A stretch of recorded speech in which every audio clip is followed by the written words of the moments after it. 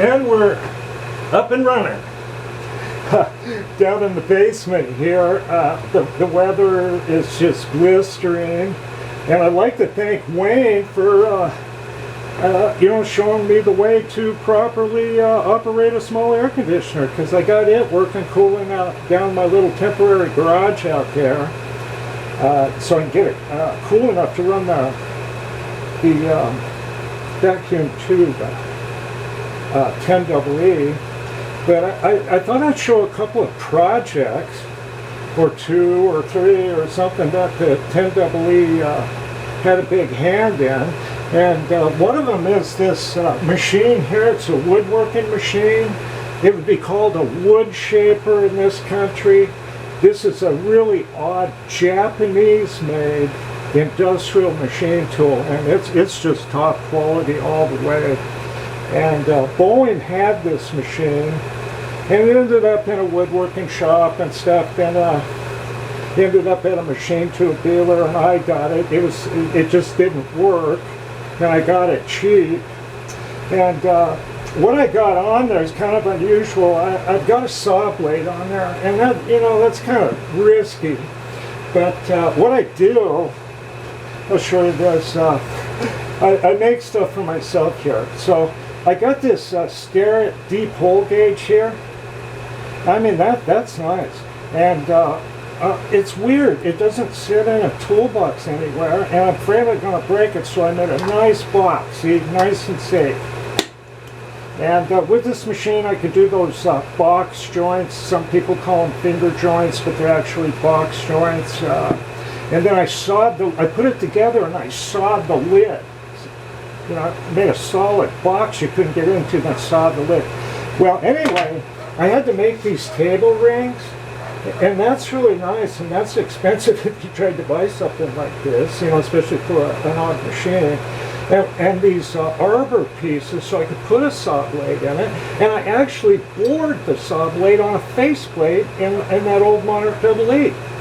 And all this stuff was rebuilt. This is what's different about this machine. It has an overhead support, like sort of like a horizontal milling machine have an arbor support, and it travels with height adjustment. This always stays, no matter how you set the height, and that sets it different from an attachment. But it's integral with the machine. And I just fixed a lot of stuff on it. Now, okay, here's another project. I used the jig bore and stuff.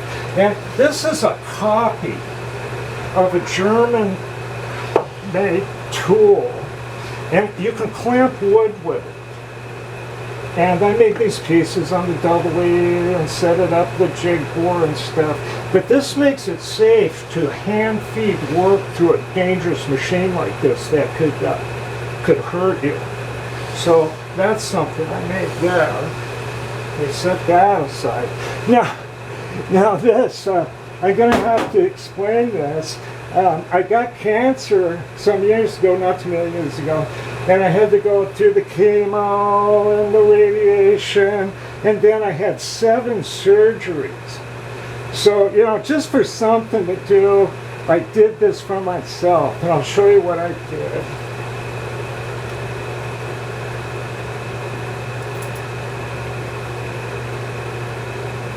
Old school here, no hinges. Think quickly down under. Okay, what we have here is a rifle case made out of African bloodwood.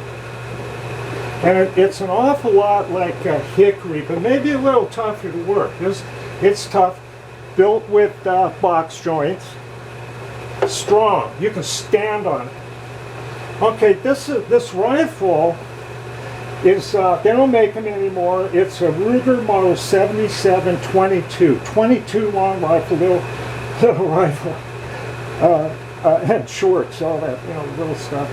But I saw a rifle case a long time ago, and it was a full-size rifle, and the case was very much like this. It was a full-size African rifle, but not an elephant rifle. And it was set up like this. And I'll show you how cool this is. Okay, I think it's cool. It's the coolest thing I've ever done for myself, I'll tell you that. Now see, here's, you might not be able to see it, but there's a cleaning rod here, and I'm going to unscrew it. There we go, I pulled it loose. Now I tap that.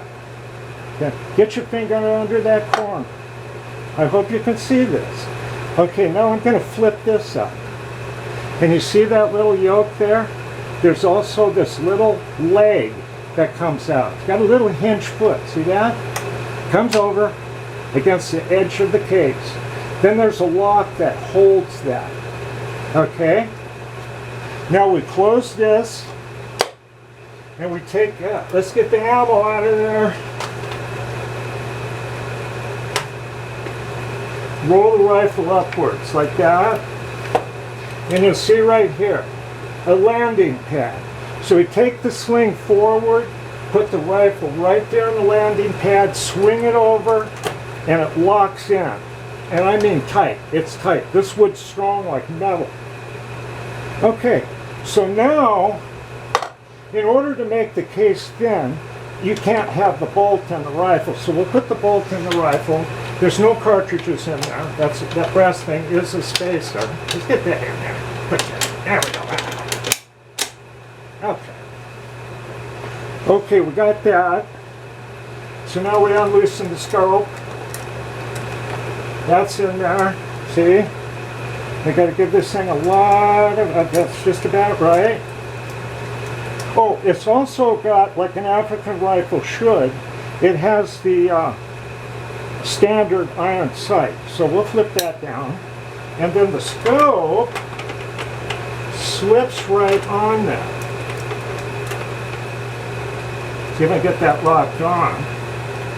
And I tell you what, I worked these mounts on this scope. Well, I didn't open it far enough. Let's get that open all the way. I think that's the problem. There we go. Get that on there. Push it forward. I think it's locking. Pretty much, I don't know. See if it stayed on there. It didn't for some reason. Well, anyway.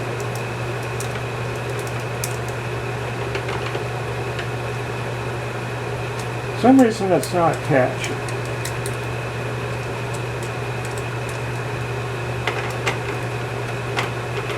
I'd hate to trash this video just because of this, but I felt it catch that time. Okay, the scope's on, and I work these mounts, and kind of the secret is to take them on and off a bunch of times, but the scope will go on and off without losing zero. Somehow this opens. See? Now the scope is a 1948 Weaver with outside adjustments, and the reason it's on there is because it's got micro fine crosshairs that you can't find on modern scopes. And this rifle, every single piece of it, the barrel I put in the Model 10EE and did a target crown, and then I machined the shoulder and was able to slide it back and tighten the chamber for more accuracy and get the bolt tight. You know, lapping the bolt lugs in. Every single piece of this rifle I detailed. Absolute too. Well, I had the time. So I thought you might think that that's kind of cool, you know. A lot of this stuff, you know, you can make it on any way. But I think here's the cleaning rod. And see if I pull these magazines out. Oh, I got to show you this here. Get the magazines out of there. See, here's the bottle, rack of bottles of grease, stock, wax, everything. Oil, everything you need. Screwdriver, some cotton swabs. Then there's a little compartment here that's got the jags for the cleaning rod, and a little pocket knife in there, and more patches and stuff like that. See? I thought you might think this is kind of a trick. I do. You know, usually, you know, the best work I do is for someone else. So I did something for myself. And it's, you know, it's kind of a, I don't know, a joke of a deal, you know, a little .22 rifle that you know, is trying to pretend to be an African gang wife. So anyway, I can't think of any more things to brag about. But I want to thank Wayne for helping me with the air conditioner, and that shop's cooling down. And so I'll get out there and do some stuff instead of polish my own breath, so to speak. Okay. Okay. Thanks, folks.